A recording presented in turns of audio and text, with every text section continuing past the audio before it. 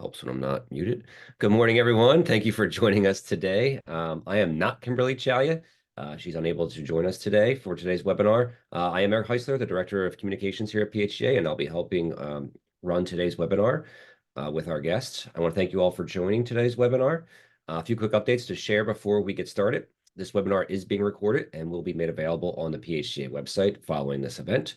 The webinar has been approved for one continuing education credit for all PHCA members in attendance. For those who provided a NAB number, credits will be uploaded shortly.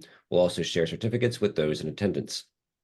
As we begin today, all attendees will be in listen-only mode. Please feel free to submit your questions via the chat icon on the screen, and we'll make sure to answer your questions as best as we can as we move through today's presentation or at the conclusion of today's presentation.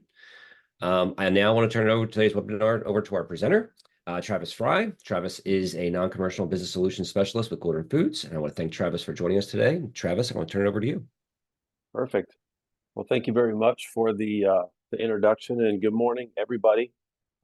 Welcome to the Pennsylvania Healthcare Association webinar. Just want to thank you all for taking the time out of your day. I'm sure you got a lot going on to sit through this, talk through a little bit about what I can hopefully offer you.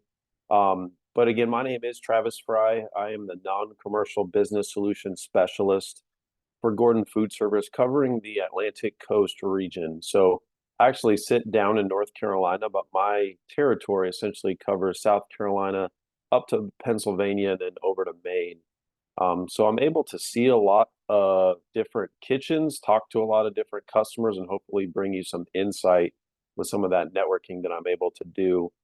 But today I'm going to be talking about building a culture that's focused on fiscal stewardship and how that is key to operational success.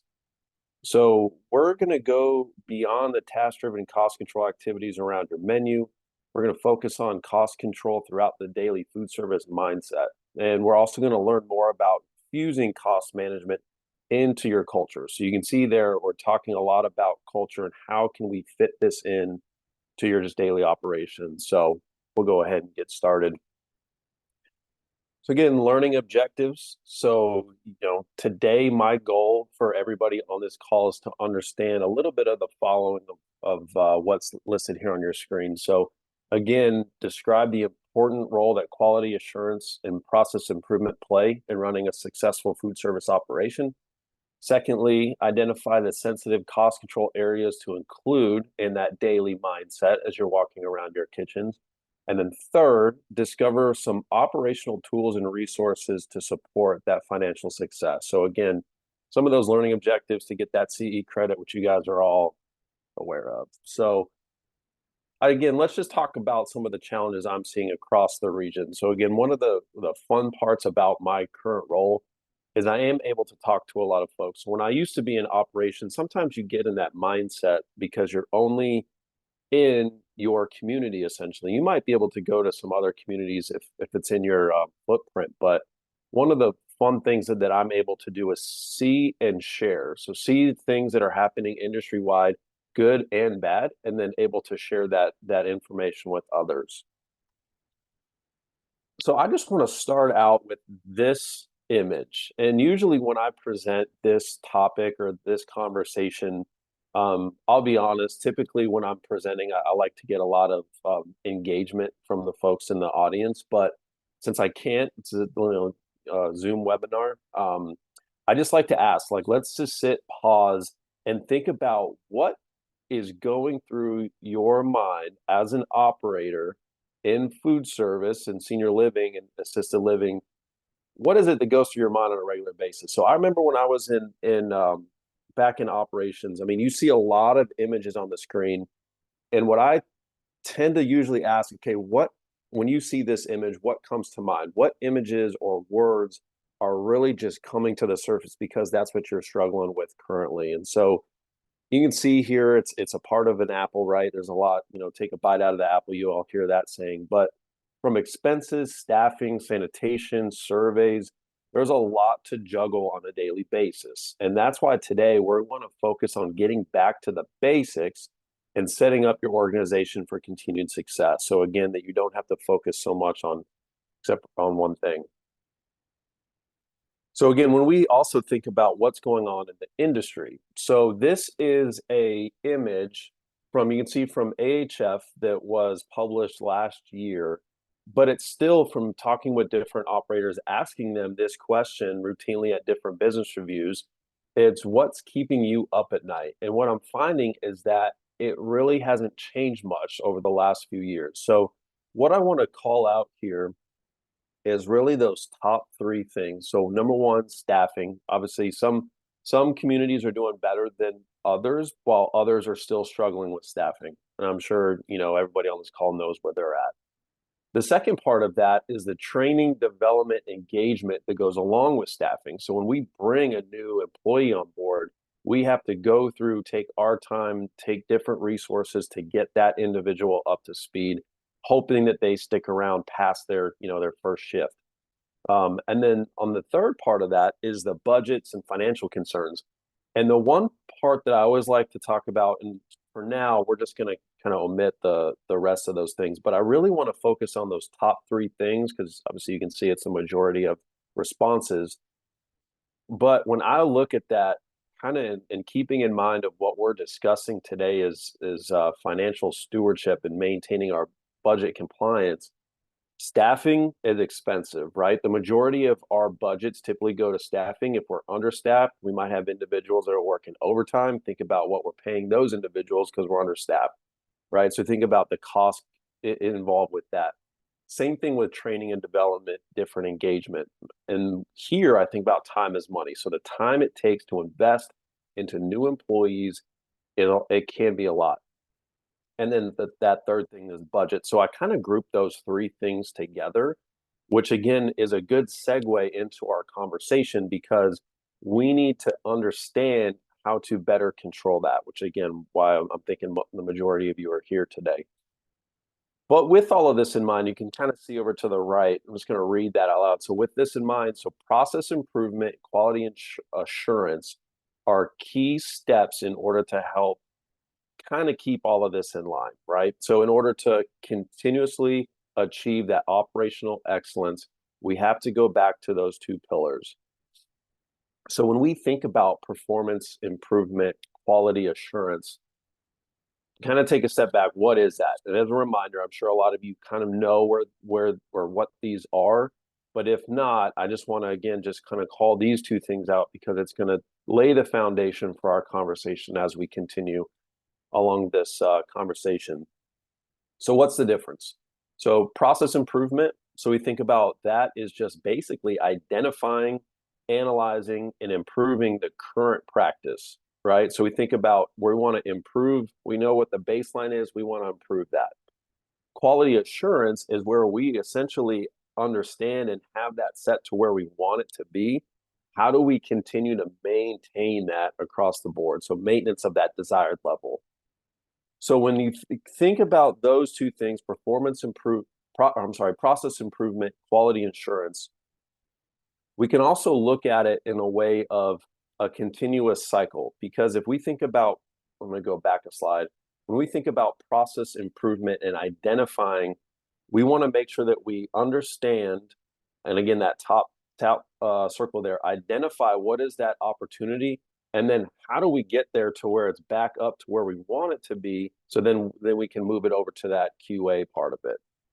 So whenever you identify an issue that needs improvement, it's important that we have a structured approach to that process improvement. And it can sometimes be difficult to develop that processes and tools necessary. It can also be difficult to keep the momentum going, keeping your team members engaged. By keeping focused on the end goal, whether it's improving the patient satisfaction scores or identifying cost savings opportunities, having an identified plan is the biggest part of that. So let's talk a little bit about concentrating on improvement. So first, we need to fine tune that daily operation to ensure we have the best system in place for a good foundation to success. Then we can start to think about innovation or creative ways to redesign that process in order to be flexible and adaptive to our basically what we're dealing with on a regular basis. But then that leads to the mindset of being anti-fragile. Anti-fragile is then that plan A might not work out. So we might need to identify a few other A, B, and C just in case those don't work out. And so throughout this conversation, again, even on the next slide, we're going to be talking about this wheel. But again, I just want you guys to get a good visual of this so that identify those opportunities, plan. So how are you going to improve that, execute, and then review. And so when we bring that into, so that's kind of like the background, if you will. So now let's bring that into actual, what I like to say is actual, how do we bring it back to make sense in a regular day, right? And so when we think about food service operation, we can talk about process improvement, QA, but again, we're here to talk about basically the kitchen operation. How do we maintain those budgets with everything that we've been talking about so far? So one of the things that, again, we're talking a lot about with customers is that the menu is the root of cost control. And this is, again, another visual. Think about that circle. So controlling costs really does start with the menu. And I have this slide in throughout the presentation. So you're going to notice that there's you're going to notice that there's going to be what's the word I'm looking for? You're going to see this a few times throughout this presentation. So just kind of keep that in mind. But really what I want to do is talk about each specific category and how all of these are important in order to, again, control that process, control the menu, control that cost. So first thing, with controlling costs with your menu, align the menu to your goals. So we'll talk what that means.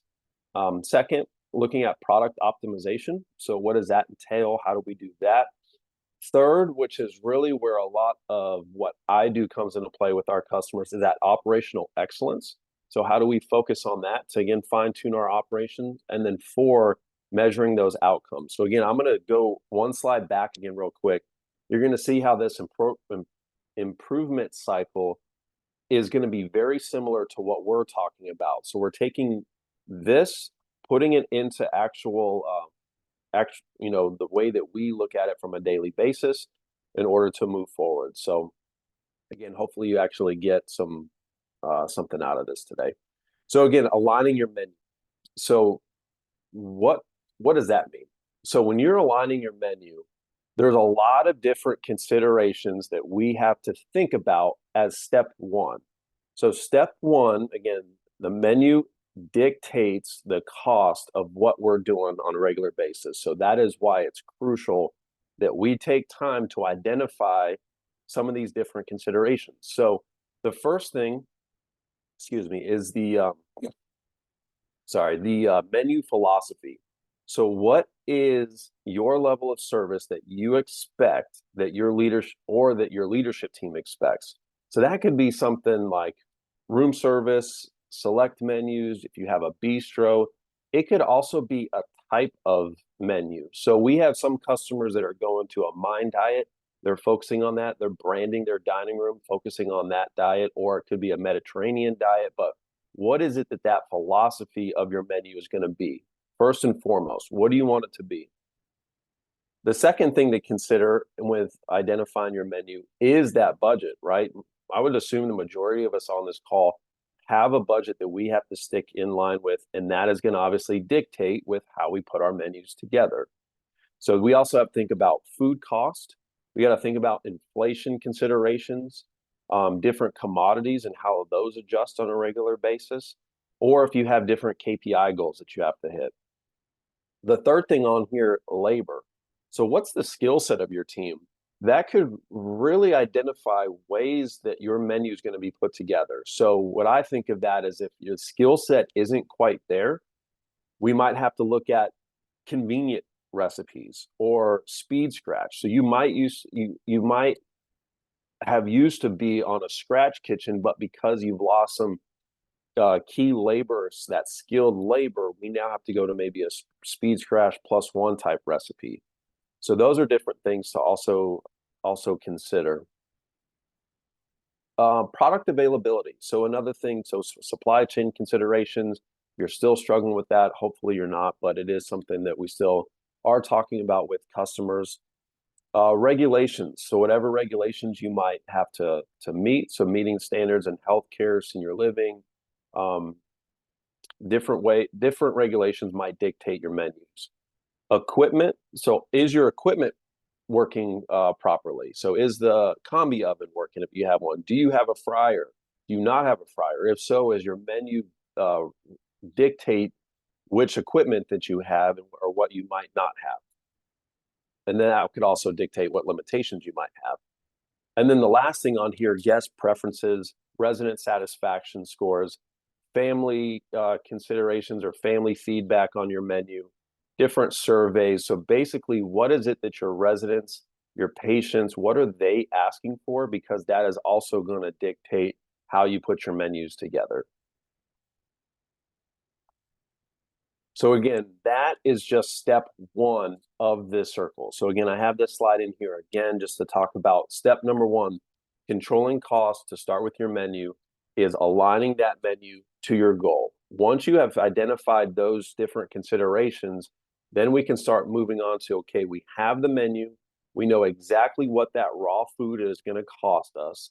It is in line with our budget. It is in line with what our patients or our residents are expecting. It is in line with the different diets or the different regulations that they have. We feel comfortable with this. Let's move to step number two. So step number two would be that product optimization.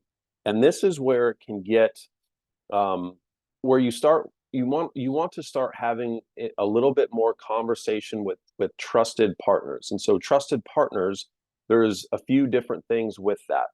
So that could be a partner with your food distributor. That could be a partner with your GPO member.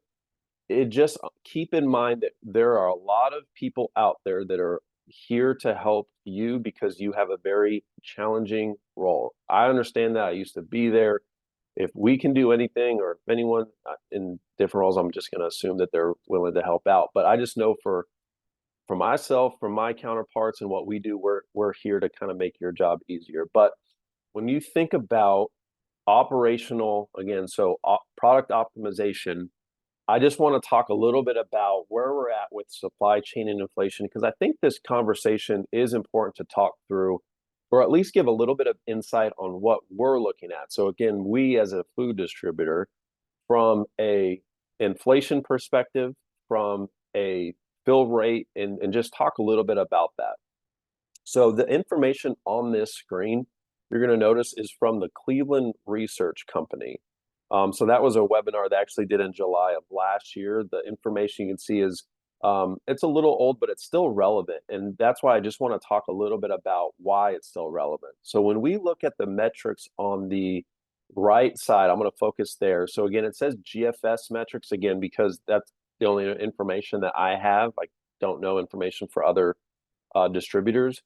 But the one thing that I just want to call out with the national on-time rate, but then the national fill rate. So that's the stuff that we get from our manufacturers. Typically, we like to compare it to 2019 numbers, because back then, pre-pandemic, we were running at a great fill rate. Everything was working as it should. So we use that typically as a comparison. So on the right side of the screen, you're going to notice the green line indicates those pre-pandemic levels that we try to strive to get back to. You're going to notice the orange is that 2022, so 2 years ago now, or if you were in the industry then, you know how difficult and challenging it was to just get products that you wanted in the door. And then you'll notice 2023 numbers kind of coming back. So what I want to just call out is that things are getting better from a supply chain perspective, which is great. It makes everybody happy. Us as a distributor, you, because you're getting your products on time. So you'll notice in that red line, it is starting to come back up closer to those green numbers. So that's the biggest thing that I just wanted to call out there. From a food inflation perspective, so we know that has obviously been a challenge over the last few years. And so that's where you can see over on the left side of your screen in that graph, that's essentially where you can look at how things just kind of skyrocketed, prices got out of control. That food inflation is coming back down, which is, again, great to see. However, we just have to keep in mind that there are still some things that are going to still be elevated based on product availability, based on just different factors. Are we able to get those? But again, the biggest thing that I just want to call out here for that product optimization aspect is that things are getting better. However, we still have to keep in mind that these are still challenges that we are dealing with just as food operations. So when thinking about supply chain and menu planning, again, that top box over there. So the planned menu dictates labor and food cost. So if you put that menu together, that menu is created with recipes. Those recipes are made up of ingredients, which all cost individual numbers, right? So that's why that menu is really dictated based on what you put together and how it's put together. So controlling the cost really starts with that menu planning. So the other thing that I just want to call out is there are still some challenges that we still have, and that is just that we just have to keep working with. That's another reason why I would strongly encourage everyone on this call to be a partner with their food distributor to understand where they're at in their region with specific challenges that we're facing. So that could be raw material availability. Great example of that I'm having to field questions about currently, magic cups, right? So it's like just the materials and able to create products is still causing challenges. Port congestion, I mean, that's something that I don't think is really an issue anymore. Skilled labor. So another thing, you guys might have issues with labor. Same thing on this side of the fence. We are still struggling with labor to get quality people into the warehouse, skill or train them up, and then also reduced warehouse space. So we have those challenges still, but I will say all of that just as basically just peeling back the curtain so you can kind of see a little bit of what we are challenged with in order to get those items to you. But again, that's why I strongly encourage you to have dialogue and conversation with your sales rep, your GPO partner, to understand where are the specific challenges and how do we fix that, right? Let's work together on creating that menu. So again, going back to what we're discussing today, we know the challenges. Let's just bring it back to the menu. Okay, well, what is a challenge? What's not a challenge? Let's maybe change our menus to keep that in mind. And then the other thing with product optimization is that we want to make sure that we are purchasing the right products. So think about the product selection that you might have on hand. So the first thing, so standardize your products around your recipes.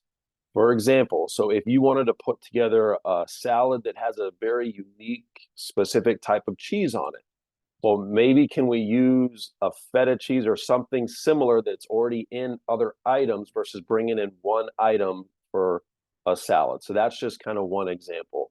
Can you use products in multiple applications? The second thing is looking at pack sizes. So even though something might be cheaper when you're purchasing it, you might not use all of the items in that pack because of how big it is. So that's one thing to also keep in mind with identifying products. Consider value-added products where applicable. So for example, here, if you have a raw product on your menu, but your staff don't know how to cut it correctly, it could lead to more waste, more time trying to figure that out, and loss of money. So again, thinking about those value-add products that are available. Another thing to keep in mind is just a question. So when is the last time you met with your GPO partner to run an optimization report? So think about a time when you needed to run to the store for a last minute ingredient, or when the gas was turned off in the building, you had to buy off contract items, you're short staffed. You hear that all the time. So it's important to have emergency supplies on hand as well. And then last thing is monitoring costs. So think about commodity items that prices fluctuate with the market trends. Examples could be turkey, could be eggs, if you've seen that recently. Just think about, is it possible to temporarily replace those items on your menu to minimize those costs? So all of those are just things to keep in mind on purchasing the right products with streamlining those the optimization. And then here, so again, going back to looking at your menu to optimize that product usage. So we talked a little bit already about cross utilization. So make menu changes as needed due to the availability or cost if you're able to, if you have the autonomy to make those changes. Second thing, review the shopping list in your order guide. Again, so that way you can understand if there's menu items used more than once per cycle. So for example, if you're looking at something on your week 5 menu, but that doesn't come back in rotation until week 5, you might lose some of that product. So again, understanding that menu cycle and then when are those products being used. And then the third thing on here for inspecting that menu is just going to be also reducing the product sourcing needs. So an example here is if you use multiple different vendors to purchase items, think about you might be losing rebates, which essentially is money, because we're not condensing that into maybe one. Because you might, based on your GPO, you might be getting rebates off drop sizes, off of just the items that you purchased. So again, keep that in mind. Partner with your GPO, make sure you're having conversations with them on how to maximize those rebates so that we're not just losing money because of poor purchasing practices. So again, that was, step number 2, so that product optimization. So third, the operational excellence. So again, this is where I think, and again, not knowing who's really on this call, this is where a lot of what we do, what we know, our industry expertise, if you will, on how we can be more efficient. The one thing, though, that can be a challenge, and I have struggled with this too when I was in operations, is that we can get a closed vision sometimes because we're walking through our kitchens on a regular basis. Sometimes, and think about when you go to like a restaurant or another kitchen and you notice certain things. But if you're in your kitchen, sometimes you only see specific things. And so that's where it is sometimes a good idea to partner with either your food distributor, to, like, for example, so I would do that. So some part of the role that I have is going into kitchens and offer a kind of a fresh set of eyes to look at just different opportunities. But when you think about operational excellence, there's a lot that kind of goes into this. So when you think about, I want you to kind of think about products now as dollar bills. So would you throw dollar bills into the trash? Would it be okay for someone to walk in your kitchen and take some cash they find out, walk out? So if we think about our products now as money, because we've already purchased it, that's where we have to start tightening up our controls to make sure that what's happening in our kitchen is as efficient as possible. So again, thinking about managing your inventory, reducing waste, increasing productivity, forecasting production, all of those become important for practicing that operational excellence. So we talked a little bit about inventory. One way that we can do that, you can see those bullet points here, having an order list. So again, being more efficient, think about time is money also. So how can we be more efficient in our kitchen to allow it to run as smoothly as possible when creating an order or even managing that inventory? Having par levels is going to be an important part of that, with those specific order lists that you might have, and then performing inventory checks. I'm very surprised with how often folks are not conducting just a routine inventory, because that is money just sitting on your shelves. If we're not conducting inventory, we don't know how much money is sitting on our shelves. How do we know how much essentially it might be thrown out because it's expired? It gets pushed to the back, it gets lost in the cooler space. All of those things are something that we need to routinely check so that we're not just throwing products away. So again, thinking about products as money and throwing money away. When you think about forecasting production, recipes, production reports, portion control. So these things, I just want to call out a little bit again from just some of the things that I see when I'm walking into kitchens. So one, the biggest thing that I see that hopefully you guys can take back to this is we've talked about putting the menu together, right? You put so much time into step number 1 of that wheel, which was that menu philosophy, putting that menu together. And again, you think about a menu is created with recipes. Remember I said that earlier, which is made up of products. So if we focus on the recipe part, A recipe is I don't know what the actual definition is, but you guys know what a recipe is. It's detailed information on how to put that together. What I find a lot is that folks they've been doing it for 20 years. I don't need to follow that recipe. I've been doing this for 20 years. The residents love the way that I cook. I'm not worried about it. I get it. But at the same time, that raw food cost that we use to create that menu is based on following a recipe. You're not following that recipe, you're adding ingredients, you're doing maybe extra ingredients. That is money that we're essentially potentially losing. The other thing with following a recipe that I think is even more important to the items in there is because following a recipe helps us control the portions. So if you know that this recipe yields 50 portions, but you have somebody that's been doing it for 20 years, what I tend to find is in their mindset thinks that portions instead of a 4 ounce portion might be 6 because it looks better on the plate, a heaping scoop. Well, then after time, they're like, well, I need to start making more and more and more because I'm using more portions than I need to. What then you tend to find is that, again, we have a lot of waste. Waste is money. We're not using that. That's being thrown out. So, again, going back to scaled recipes, but again, holding your team accountable to actually following the recipes. I cannot stress that enough as how much money we throw away because of that one thing. The other thing that kind of goes along that story is that portion control. So if we're not following the portions indicated on that recipe, again, let's say we're instead of a 4 ounce scoop, we're using a 6 because we didn't have any more 4s or it's back in the dish pit and I don't have time to clean it. So we're going to use a 6. Well, if you do that, those portions are going to be a lot bigger. Think about, are your residents really going to eat that extra portion or is it just going to sit on the plate and then be discarded? So again, portion control is huge. I would highly encourage, again, from this operational excellence, best practice is prior to each meal, having a supervisor, having you as a manager, whoever it might be, stand-up meeting. This is what we have.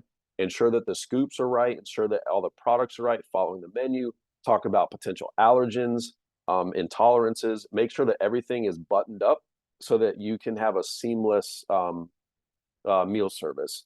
The same time with that is making sure that you don't have enough, that you have to stop service in the middle of it and go and make more because, again, we weren't following those recipes. So again, there's a lot that goes into the operational excellence part. But again, just I would say with this slide, just take some time, review what's happening, utilize some do-it-yourself audits, or again, as a retention strategy, if you have somebody that might be interested in learning more, have them come in maybe 30 minutes prior to their shift and still with them that what I want you to do is observe. Tell me what's working well, what's not working well, and follow different steps. So again, just different ideas on how to really ensure that that operational excellence is happening. So again, you kind of see a pattern here. So we talked about aligning menu to the goals. We've talked about product optimization, getting the right products, working with your different partners to get those products right in your menu. The third thing was the operational excellence, ensuring what is supposed to happen in your kitchen is happening in your kitchen. And again, just very, very crucial part. And you can see the continuous wheel. So after that, we have to then measure the outcomes. So what does that look like? So one thing with measuring outcomes, so there's a number of operational concerns that everybody's experiencing. So the things on the left. So we have cost control, compliance, satisfaction, surveys coming through here. So the one thing to keep in mind is it's important to track via reporting, auditing, different things to measure those outcomes. So everything that we're worried about over on the left screen, how are we tracking that? How are we measuring that to, again, improve the process? So if we go and go back to those first few slides we talked about, so performance improvement, if we're not to where we need to be, that's where we need to make sure that we're using those measurement tools to ensure we get to where we need to be. And then we can keep that on the quality assurance aspect of it. So with optimizing your operation, so demonstrate excellence with your operation through the following. So this is where it's important to gather that data first and then analyze that data to tell where you want to focus on improvement. Because again, if you're able to analyze and figure out what is first on that bucket, then you can kind of move down the steps. So identify that plan. How are we going to tackle this? How are we going to get through it? The different benefits of this. So if you think about a food service operation evaluation with a new fresh eye approach. So again, have somebody else outside of whoever's typically doing it come in and just give that fresh eye perspective because they're going to see things that you might not see. One of the things that we used to do, whether it was, so again, back when I was in operations, was having interns. So if you get any dietetic interns, they are a great way to do that. Or again, from a retention strategy, focusing in on some employees that want to learn more. One way they can learn more is by doing some of this data collection because you don't have the time. Let's work together to get some information in order to move forward. So identify the problem areas, gather that data. So analyze the key performance indicators, identify ways to drive that performance and replicate best practice. And finally, assist your department with cost control, survey readiness, and efficiency. So all coming in with that data. So this is just something that I know exists. We have it. Again, if you're not using Gordon Food Service, check with your food distributor because they might have something similar. My biggest thing is it was when I like to talk with folks that are in operation still is don't reinvent the wheel. If you can reach out to somebody that already has a tool or a best practice in order to help you, why recreate something that is already out there? So I would highly encourage this. This is just a do-it-yourself cost control audit. We have one. Again, other people might too, but it is basically just a checklist. So this is actual screenshot of what's on the we can see on the right side there of what it looks like. So it just gives you ways to look at or think about, are we in best practice with our GPO contracts? Yes or no? If not, how are we going to get there? So it's a great place to start to establish that baseline. Again, for gathering data, figuring out where we want to move forward to, just to get us onto step one in the process. Also with the operational evaluation, so again, procurement. So these different bullet points just kind of, again, for measuring outcomes and looking at it from a different perspective. So distribution. When's the last time you sat down with your food distributor to talk about a business plan or business review? Look at where we're at, where you need help, what's keeping you up at night, and how can you partner together to make that happen? Looking at order guides, looking at the different par levels, helping with industries, your inventory standards, inventory management. Also think about technology that's out there. So if you're not using technology, I will say that again, from my perspective, from a regional standpoint, is that a lot of folks are going to technology to be more efficient. So if you're not using technology to be more efficient, maybe start invest a little bit of time to understand how that can help you in your operation. Inventory management is one way you can do that. Make things simple. Use technology to your advantage. And then GPO contracts, talk with your GPO partner, understand and make sure that those products that you're buying is still in line as the best products for the application, for your staff, for your residents. From a menu and food production. So again, evaluating a different section is looking at that menu. Again, we're evaluating, right? We're on step 4 to continue that improvement. So look at that menu cycle. So did you get a lot of complaints from residents, from family members about the last menu that you put out? What was that food cost of that menu? And again, one thing to think about, if you have a strict budget or a PPD that you have to hit, keep in mind that when you're putting that menu together and you get a report that says this is what the menu should cost, for example, let's say it's $7. that is your raw food cost for that. That is not your actual food cost PPD. So keep those two numbers in mind. And that's where, going back to that operational excellence, how can we get our actual closer to what that raw food cost should be? And again, recipes, following portions, those types of things. Standardizing recipes, that's one way to help out. We talked a lot about cross utilization earlier.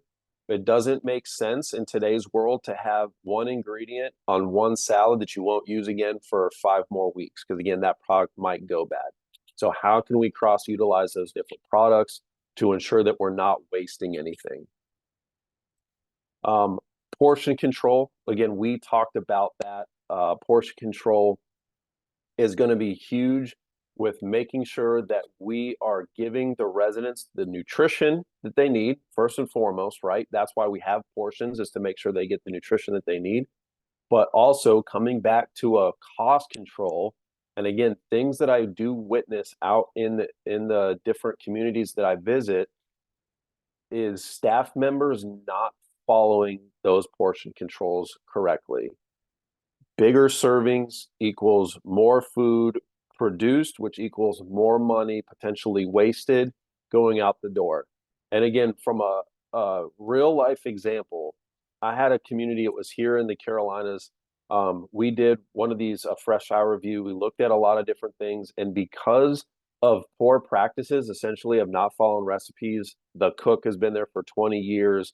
We found think about a $30,000 waste of them just throwing food out because of poor practices, poor portion control, poor recipe identification, or not following them. So there's a lot that can go into it. And so using those different approaches to make sure that we're, again, moving forward to control that cost. And then lastly, forecasting and production planning. What is it that your residents like? What is it that they don't like? If we can forecast what they're going to like and what they're not, we can, again, have those production reports up to date so that when our prep cooks, our AM cooks are creating the menus or the dishes for that meal, they know exactly what's going to be consumed versus, let's just, if we have 100 residents, for example, and we have a main and an alternate, I'm just going to make 100 of both because I don't know what they're going to like. So that's, again, poor practice. When we can identify, we can forecast, we can plan those production reports accordingly based on history. So then when we look at operation and waste reduction, so again, you can see those images on the right. And if you have not done a waste audit, I would highly encourage you to conduct one. It's fairly simple. All you need to do is, at the end of meal service, just collect all of the portions. You can do it one or two ways. One, you can just put it all into a bin. So put all the food that's coming back to the kitchen that might be discarded. Excuse me. You could throw that into a bin, weigh it out, put a monetary value per pound, and you can find updated information as far as what that would be. Ways that the way that I do it is that I conduct a waste audit by measuring out the portions that are left that's going to be discarded. I then identify what is it that cost was to create that portion. Then you add that up. And so again, that's where you can start to identify how much money is being wasted from just overproduction. So how can we prevent that? So accurate deliveries, making sure that we're purchasing exactly what we need when we need it.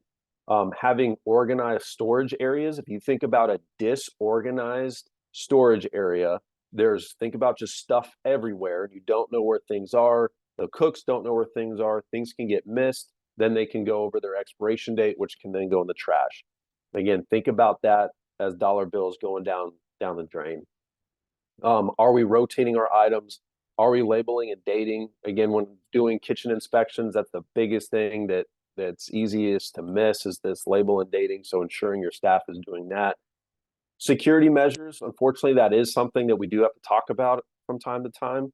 Are we locking up our kitchens at nighttime to ensure that other staff members, other residents don't just come in and take things because they might need it for the evening. It's just it happens, unfortunately. But again, are we taking those measures to prevent food just walking out of our kitchen? Meal tracking. And then the last thing that I just want to mention is preventative maintenance. Think about when your oven goes down. Think about if your dishwasher goes down. How much money is that to replace those items when we could just have routine maintenance being conducted in order to ensure the full life of those um, big pieces of equipment that we're paying for or leasing for? So again, things to keep in mind from when we're looking at evaluating, measuring. And then from a financial standpoint, so timely invoicing and processing. So again, sometimes based on your food distributor, you might have a quick pay incentive. So again, take advantage of that if you can. That's just money that you can get back. Different floor stock catering charges. So the one thing I just want to call out with the catering charges is, do you know what the cost is of that meal that we might be catering out to a resident event or a family, a private event? Do we know the cost of that so that we can get the reimbursement for it?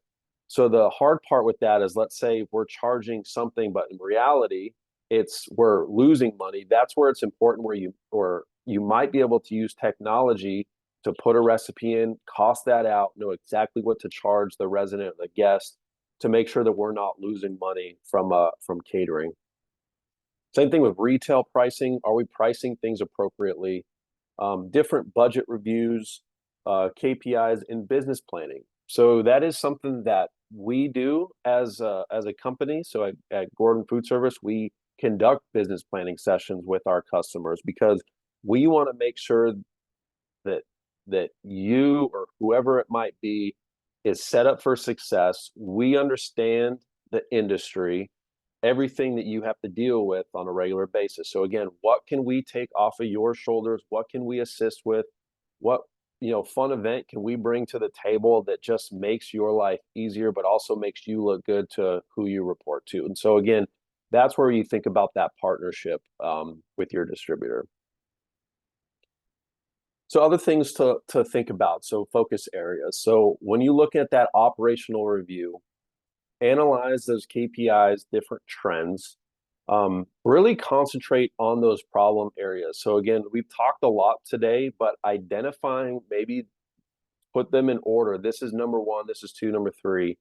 Those specific problem areas that we need to focus on first, concentrate on those, work on that performance improvement plan. How are we going to get that to where we want it to be so that we can continue to, again, keep that at the level we want? In order to do that, that's where it's developed those different strategies, those different action plans. If you need to, put a committee together. If you need different insight from different departments, you think about that IDT team. Well, the T is the team. You know what I'm talking about. The IDT, bring that together to get different basically ideas, concept. This will work, this won't work because of how things work in your community. And then finally, determine if further review is needed. So again, from that quality assurance, do we need to go back to that wheel to try to identify ways to make it even better? Do we want to just maintain it? Where is that at in the cycle in order to continue to reach that operational excellence? And then finally, it's just that fine tune your operation. So again, it's just so up here at the top, it says a cost review audit. Again, just from my own experience, that's something that we do offer, is just a fresh set of eyes to come in and fine tune that operation. But again, you can do this as well. It's not hard. You guys are all experts in your own right. And so by doing that and taking some of the tools and resources, again, don't reinvent the wheel if there's already something out there to help you get started. But that can essentially help you move the needle into where you need it to be. So again, identify, fine tune. It kind of goes back to, again, that circle. Identify the problem first, move then to the next step, and then just continue that on until you're able to kind of seamlessly flow. Again, cost control, it is a daily mindset, and we do have to keep that in mind. So this is a resource that we have for folks to just kind of help talk about cost control best practices, things to look at on a daily perspective. And again, when we talked about the culture, right? The culture of changing to a daily mindset is really what the emphasis needs to be, because cost is such a strong emphasis right now in our industry. We have to make sure we're taking ownership of that. And so that's why it really does have to be a daily mindset in order to bring that culture to where you want it to be, where your leadership wants it to be, so everybody can be helping those residents out. But the other thing too, so this is again, don't reinvent the wheel. We have this is like a cost top priority checklist. So the thing on the right, again, it was a screenshot, but essentially it just gives anybody that, let's say, doesn't even know much about walking in kitchens or seeing operations, let them try to go through and give a different perspective. So your activities director, give them this checklist to come in and see, okay, what opportunities do we have? Just see that different mindset. But again, this is just a resource that we have to just help, again, get those conversations out there, establish what's important, figure out what steps need to move in order to, again, improve that cost control culture. So with that, it looks like we got about 9 minutes left. So I just want to say thank you again for your time today. Hopefully you were able to get something out of the session, able to bring this back to your community. And please, if you have questions, I'm more than happy to answer anything to keep this conversation alive. Travis, I want to thank you for your time, first of all. We will open up for questions. If anybody has questions, feel free to put them in the chat and we'll monitor them as we go. I do have a question. So as we looked at the supply chain trends that you were showing pre-2000, new 2019 versus where we're at now, does Gordon Food Services see any sort of change where we're going to eventually surpass where we were in 2019? Will we stay below because things are never going to really fully recover, or are we just going to get back to where we were at some point? And how far out do we think we're looking to do that? Yeah, so the inflation reports, so we have those that come out quarterly. And that's a great question. It's a hard question because, again, we can try to forecast what's happening, but at the same time, different issues just continuously pop up in manufacturing and in the supply chain that just throws a wrench into things. But if you remember that trajectory, so we are getting close back to those 2019 numbers, but those were essentially from just different fill rates. But from an inflation perspective, the one thing that is challenging, and you guys probably see it too, it's like you hear about inflation going down, but when you go to the grocery store, prices are still elevated. And I think what a lot of that is because of wages increased. Everything costs more to just get the products to the shelves. And we're just seeing that. So even though inflation is coming down, there was a lot of changes that happened over the last few years. Think about like labor mandates or what's it called? Where just minimum wage requirements are increasing across the board. So that's where it makes it challenging. Even though we're seeing inflation essentially come down in that report, we're still seeing that because of the other changes that happened over the last few years. So it is getting better though. And does Gordon Food Service offer, we talked about optimization and planning and food waste. Does Gordon Food Service offer recipes to coincide with the types of products that you're selling to help communities better plan and be more efficient with their meals? We do. Yep. So we do. We have a menu software that has about 4,000 some recipes in there that you can fine tune. You want, like I said, speed, scratch, convenience. Based on the philosophy of your menu, we have the whole gamma where it's going to have the recipe, the yields, live pricing based on the GPO that you're currently at to give you that cost report, and then again fine tune that. So we do have a lot of tools and resources for our customers. Hopefully, if you are a customer of ours and not aware of that, please reach out because we'd be happy to kind of talk through how we can help support. But yeah, it's one of those things that if you're not talking about it, if you're not helping out in that field, then you're kind of losing. So yeah, we're here to help. Okay. I do not see any questions in the chat. If anybody does have questions, we can certainly pass them along to Travis after this webinar. We want to thank Travis again for taking the time today to join us to provide this information. It's very helpful and insightful. And again, we will provide this webinar online on our website following today's event. If you have any questions, please don't hesitate to reach out to Kim and we'll get back to you with a response. Travis, thank you very much for your time. We appreciate this webinar. Yeah, thank you for the opportunity. Anytime. All right. Thanks, everybody. Have a good day. All right, thank you. Bye.